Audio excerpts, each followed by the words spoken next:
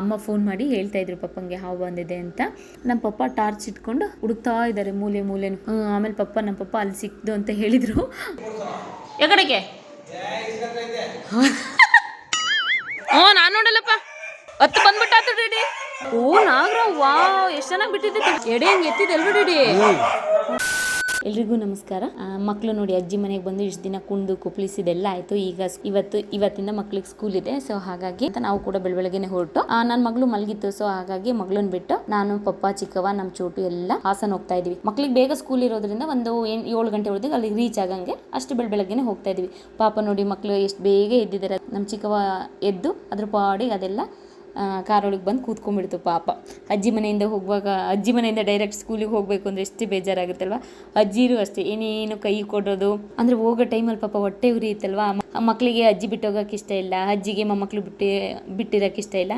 ಹಾಗಾಗಿ ಹೋಗೋ ಟೈಮಲ್ಲಿ ಏನೇನೋ ಕೈ ಕೊಟ್ಟು ಕಳಿಸೋದು. ಅವು ಆಟ ಸಾಮಾನು ಇಟ್ಕೊಂಡು ಆಟ ಆಡ್ತಾ ಇರ್ತಾವಲ್ಲ ಎಷ್ಟು ದಿನ, ಅದು ಬಿಸ್ಕೆಟ್ ಅದು ಇದು ಎಲ್ಲ. ಅದರಲ್ಲೂ ನಮ್ಮಮ್ಮ ಬೇಡದಿದ್ದನ್ನೇ ಕೊಟ್ಟು ಕಳಿಸೋದು, ಚಿಪ್ಸ್ ಅಂತೆ ಅದು ಇದು ಅಂತ. ನೋಡಿ ನಮ್ಮ ಚಿಕ್ಕವ ಏನೇನೋ ಕೈಯಲ್ಲಿ ಇಟ್ಕೊಂಡು ಹೋಗ್ತಿದ್ರೆ. ಕಾಯಿ ಕೊಡೋಕ್ಕೆಲ್ಲ ಕಾಯಿ ಕೊಡುವಾಗ ಎಲ್ಲ ಅಲ್ಲೇ ಗೌರಿ ದಾರ ಮತ್ತು ಚಿಕ್ಕ ಬಾಕ್ಸ್ಗಳು ಆಟ ಸಾಮಾನು ಎಲ್ಲ ಇದ್ವಲ್ಲ, ಅದೆಲ್ಲ ನಮ್ಮ ಚಿಕ್ಕವು ತುಂಬಿಟ್ಕೊಂಡು ಹೋಗ್ತಾ ಇದೆ ಪಾಪ. ಪ್ಲಾಸ್ಟಿಕ್ಕಿಗೆ ಗಂಟು ಕಟ್ಕೊಂಡು ಏನೇನೋ ಕಟ್ಕೊಳ್ಸೋದು. ಚಾಕ್ಲೇಟ್ ತಗೊಂತ ಒಂದು 5 ರೂಪಾಯಿ ದುಡ್ಡು ಕೊಡೋದೆಲ್ಲ ಮಾಡ್ತಾರಲ್ವ. ಏನೇನೋ ಅವಕ್ಕೆ ಏನೇನು ತಿನ್ನೋ ಆಸೆ ಇರುತ್ತೆ, ಅಮ್ಮ ಅವು ತುಂಬ ಕಳಿಸೋದು. ಇದಂತವು ಗೌರಿ ಹಬ್ಬಕ್ಕೆ ಬಂದಿದ್ವಲ್ಲ ಸಣ್ಣ ಬಾಕ್ಸ್ಗಳು, ಅದು ಪಾಪ ನಮ್ಮ ಚಿಕ್ಕವ ನಿದ್ದೆಗಣ್ಣಲ್ಲೇ ಇದೆ ನೋಡಿ. ಇದು ನೋಡಿ ನಮ್ಮ ಚಿಕ್ಕ ಒಂದು ನಮ್ಮ ಚುಪ್ಪಿದ್ದು ಬಾಕ್ಸ್ ಇದು. ಅವರಿಗೆ ಟ್ರಾವೆಲ್ ಅಂದರೆ ಆಗಲ್ಲ, ಹಾಗಾಗಿ.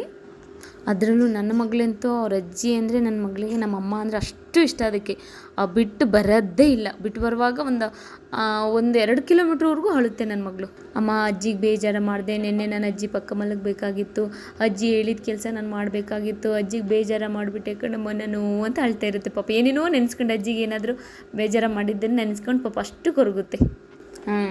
ನೋಡಿ ನಮ್ಮ ಚಿಕ್ಕವನ ಮನೆ ಬಂದೇ ಹೋಯಿತು ಹಾಸನ್.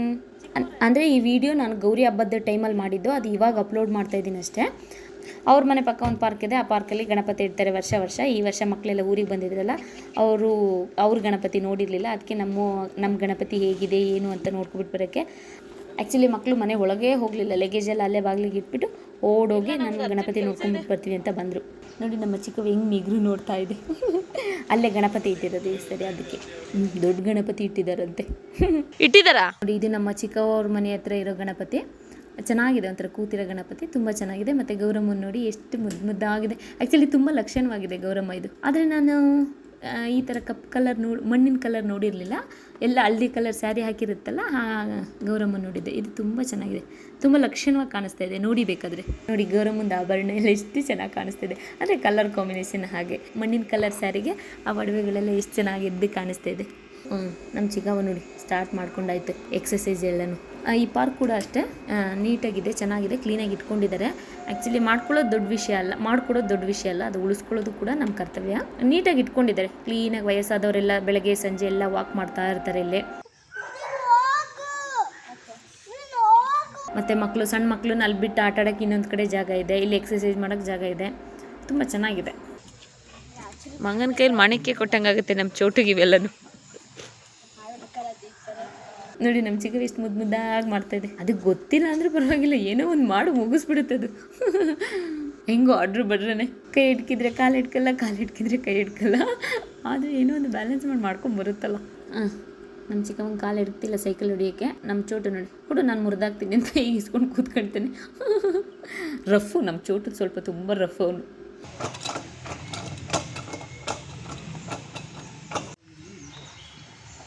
ಒಬ್ಬ ಇದೆಂತ ಎಕ್ಸಸೈಸ್ ಚಿಕ್ಕವ?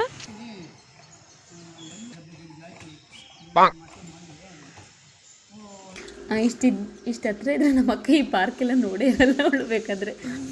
ಮಕ್ಕಳು ಒಂದು 10 ನಿಮಿಷ ಮಕ್ಕಳೆಲ್ಲ ಆಟ ಆಡಿದ್ದ, ಅದೆಲ್ಲ ಮುಗಿಸ್ಕೊಂಡು ಮತ್ತೆ ಸ್ಕೂಲು ಇದೆಯಲ್ಲ, ಹಾಗಾಗಿ ಇನ್ನು ತಿಂಡಿ ಮಾಡೋದಿತ್ತು, ಸ್ನಾನ ಎಲ್ಲ ಮಾಡೋದಿತ್ತು. ಹಾಗಾಗಿ ಮನೆಗೆ ಬಂದು ಅಲ್ಲಿ 10 ನಿಮಿಷ ಇದ್ದಿದ್ದು ಪಾರ್ಕಲ್ಲಷ್ಟೇ. ನಿಧಾನ ಕಾಲು ಚಪ್ಪಲ್ ಜಾರ್ತದೆ. ಟೈಸನ್ ನೋಡಿ ಹೇಗಾಗಿದೆ. ಇವ್ರ ಮನೇಲಿ ಒಂದು ಮುಂಚೆ ಸ್ಮೈಲಿ ಅಂತ ಇತ್ತಲ್ಲ, ಅದು ಸತ್ತೋಯ್ತು. ಇದು ಟೈಸನ್ ಇವಾಗ. ನೋಡಿ ನಮ್ಮ ಚುಪ್ಪಿ ಚಿಕ್ಕವ ರೆಡಿ. ಸ್ಕೂಲ್ಗೆ. ಇವತ್ತು ಕಲರ್ ಡ್ರೆಸ್ ಇತ್ತು ಅನಿಸುತ್ತೆ, ಹಾಗಾಗಿ ನಮ್ಮ ಚಿಕ್ಕವನು ನಮ್ಮ ಚೋಟುನು ಕಲರ್ ಡ್ರೆಸ್ ಹಾಕೊಂಡು ರೆಡಿ. ಅಂದರೆ ನಮ್ಮನೆ ಮಕ್ಕಳು ಖುಷಿಯಲ್ಲಿ ಹೋಗ್ತಾವೆ ಸ್ಕೂಲ್ಗೆ ಮಾತ್ರ, ಅದೇ ಒಂಥರ ಖುಷಿ.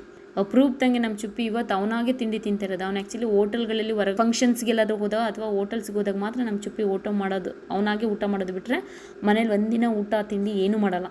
ಅಂದರೆ ನಮ್ಮ ಚಿಕ್ಕವ ಮನೇಲೆಲ್ಲ ಅದಾಗೆ ತಿನ್ನುತ್ತೆ, ಹೊರಗಡೆ ಹೋದಾಗ ಮಾಡಿಸ್ಬೇಕು. ಇವತ್ತೇನು ಉಲ್ಟಾಗ್ಬಿಟ್ಟಿದೆ. ನಮ್ಮ ಅಕ್ಕ ಎಲ್ಲ ಮರ್ತ್ಕೊಂಡು ಅವ್ನಿಗೆ ತಿನ್ಸಕ್ಕೆ ಹೋಗಿ ಇವಳಿಗೆ ತಿನ್ನಿಸ್ತಿದ್ದಾಳೆ, ಏನೂ ಗೊತ್ತಿಲ್ಲ. ನೋಡಿ ಲಾಸ್ಟ್ ಟೈಮಲ್ಲಿ ನಮ್ಮ ಚಿಕ್ಕವನು ಅಷ್ಟೇ, ನನ್ನ ಮಗಳು ಅಷ್ಟೇ, ಹೋಗೋ ಟೈಮ್ ಇನ್ನೇನು ಸ್ಕೂಲ್ ಬಾಗಿಲಿಗೆ ಕಾಲು ಇಡಬೇಕು ಅಷ್ಟೊಳಗೆ ಅಮ್ಮ ಲವ್ ಯು ಅಮ್ಮ ಕಿಸ್ ಮೀ. ಇಲ್ಲಿ ನಾವು ಇದೀವಿ ಮನುಷ್ಯರು, ಅಮ್ಮ kiss you miss you love you ಅಂತ ಹೇಳ್ಕೊಂಡು ಹೊಡ್ತೇವೆ ಪಾಪ. ಒಂದು ಸರಿ ಹೋಗ್ತೇವೆ, ವಾಪಸ್ ಬರ್ತೇವೆ, ಮತ್ತೆ ಎರಡನೇ ಸರಿ ಹೋಗಿ ಅಮ್ಮ ಬಾಯ್ ಅಂದ್ಕೊಂಡು ಹೇಳಿದೆ. ನನ್ನ ಮಗಳು ಹಂಗೆ ಪಾಪ.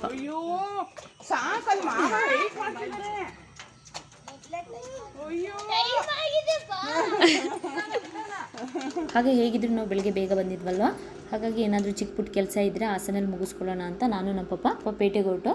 ಹಾಗೆ ಇಲ್ಲಿ ನೋಡಿ ತೋರಿಸ್ತಾ ಇದ್ದಾರೆ ಕಂಚು ತಾಮ್ರ ಹಿತ್ತಾಳೆ ಇದೆಯಲ್ಲ, ಆ ಶಾಪಿಗೆ ಬಂದಿದ್ದೀವಿ. ಯಾಕಂದರೆ ನಮ್ಮ ದೊಡ್ಡಪ್ಪ ಅಂತ ಒಬ್ರು ಇದ್ದಾರಲ್ಲ, ಅಂದರೆ ನೀವು ತುಂಬ ದಿನದಿಂದ ಕೇಳ್ತಾ ಇದ್ರಿಲ್ವ, ನಿಮ್ಮ ದೊಡ್ಡಪ್ಪನ ಜೊತೆ ಮಾತಾಡಿಸಿ ಅವ್ರ ಜೊತೆ ಅವ್ರ ಮಾತು ಕೇಳೋಕ್ಕೆಲ್ಲ ಇಷ್ಟ ಅಂತ ಹೇಳ್ತಾ ಇದ್ರಿ. ಆ ದೊಡ್ಡಪ್ಪ ಜಾಬಲ್ಲಿದ್ರು, ಸೊ ಹಾಗಾಗಿ ರಿಟೈರ್ಡ್ ಆಗಿತ್ತು. ಹಾಗಾಗಿ ಅವ್ರಿಗೆ ಏನಾದರೂ ತಗೊಳ್ಳೋಣ ಅಂತ ಬಂದಿದ್ದೆ ಈ ಶಾಪ್ಗೆ ನಾನು. ನೋಡಿ ಎಷ್ಟು ಚೆನ್ನಾಗಿದೆ, ಒಂದಕ್ಕಿಂತ ಒಂದು ತುಂಬ ಅದ್ಭುತವಾಗಿದೆ ಮಾತ್ರ. ನೋಡಿ ಈ ಕಾಮಧೇನು ಹೇಗಿದೆ ಅಂತ, ಒಂದು ಪುಟ್ಟು ಹಸು ಮತ್ತು ಕರು. ಅಂದರೆ ನಮ್ಮ ದೊಡ್ಡಪ್ಪ ಇದೇ ಡಿಪಾರ್ಟ್ಮೆಂಟಲ್ಲಿ ಇದ್ದಿದ್ದು, ಹಾಗಾಗಿ ಇದು ಅವ್ರಿಗೆ ಖುಷಿಯಾಗುತ್ತೆ ಅಂತ ಹೇಳಿ ಇದೇ ಥರದ್ದು ಬೇಕು ಅಂತ ನಾನು ತಗೊಳ್ತಾ ಇರೋದು.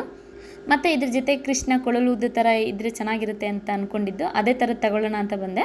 ಬಟ್ ಅದು ಇರಲಿಲ್ಲ ಅಂತ, ಅದೇ ಬೇರೆ ಸಪ್ರೇಟ್ ಸಿಗುತ್ತೆ ಅಂತ ಹೇಳಿದರು. ಬಟ್ ನನಗೆ ಅದು ಇದು ಜೋಡಿಲಿರೋದು ಬೇಕಾಗಿತ್ತು, ಬಟ್ ಅದಿರಲಿಲ್ಲ, ಜೋಡಿಲಿರೋದು ಸಪ್ರೇಟ್ ಇತ್ತು. ಹಾಗಾಗಿ ನನಗೆ ಅದು ಬೇಡ ಅಂತ ಹೇಳಿ ಕಾಮಧೇನಿರಲಿ ಅಂತ ಇದು ತಗೊಂಡೆ. ಈ ಹಸು ಕರು ತೋರಿಸ್ತಾ ಇದ್ದಾರಲ್ಲ, ಇದು 7,500, ಇನ್ನೊಂದು ನೋಡಿ 6,500. ಹಂಗಾರೆ ಇದಕ್ಕೆಲ್ಲ ಎಲ್ಲ ಎಷ್ಟಾಗುತ್ತೆ, ಎಷ್ಟು ದುಡ್ಡುಕ್ಕೆ ಅವು?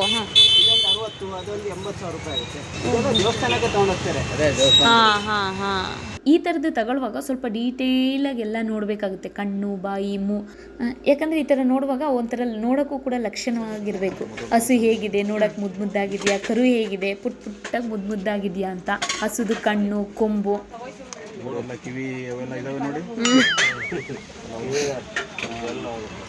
ದೊಡ್ಡಪ್ಪ ಯಾವ ತಳಿ ಅಂತ ನೋಡ್ಬಿಟ್ಟಲ್ಲ, ಯಾವ ತಳಿ ಅಂತ.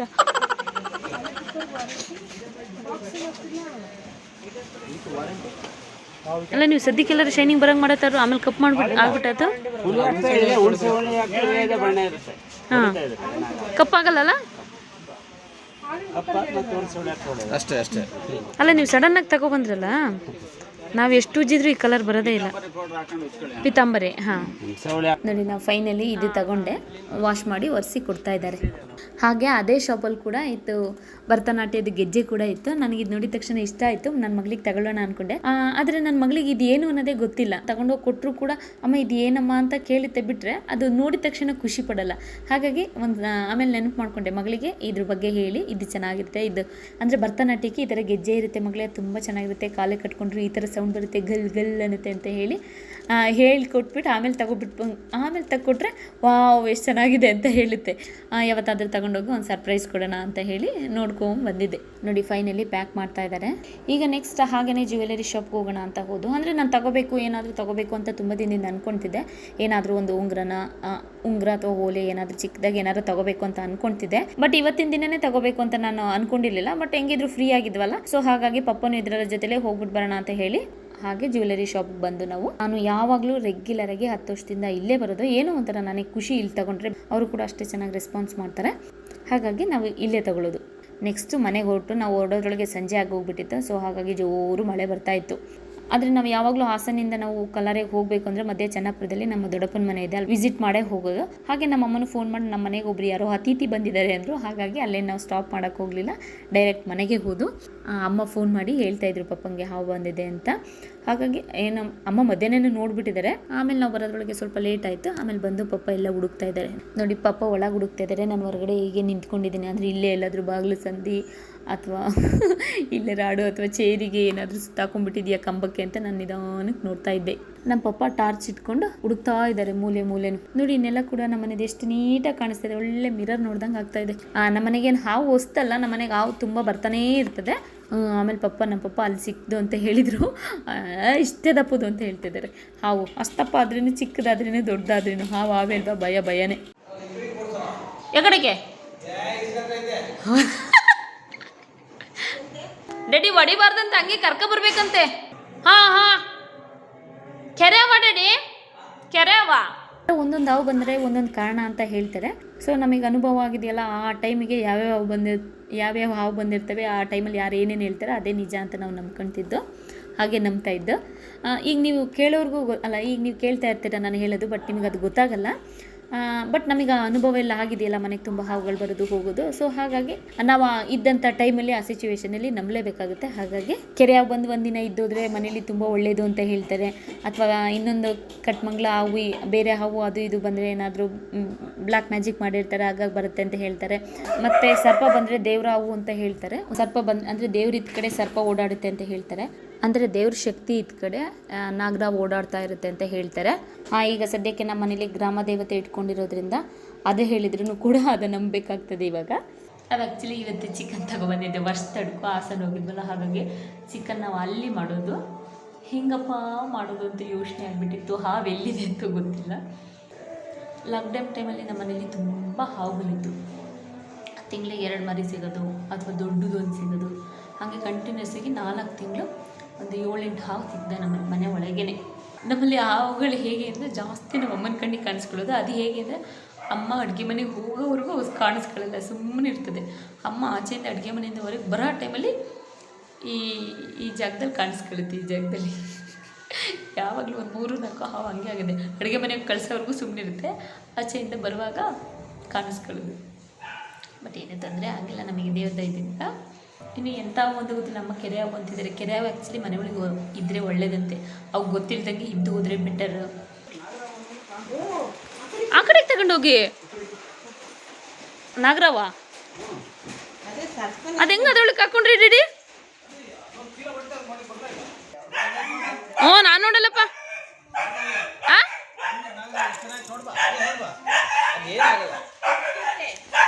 ಹತ್ತು ಬಂದ್ಬಿಟ್ಟಾತ ರೆಡಿ. ಇಲ್ಲ ಬಾರಪ್ಪ, ನಾವಿಲ್ವಾ? ಓ ನಾಗರಾವ್, ವಾ ಎಷ್ಟು ಚೆನ್ನಾಗಿ ಬಿಟ್ಟಿದ್ದೆ. ಎಡೆ ಹೆಂಗೆ ಎತ್ತಿದೆ ಅಲ್ವ ರೆಡಿ?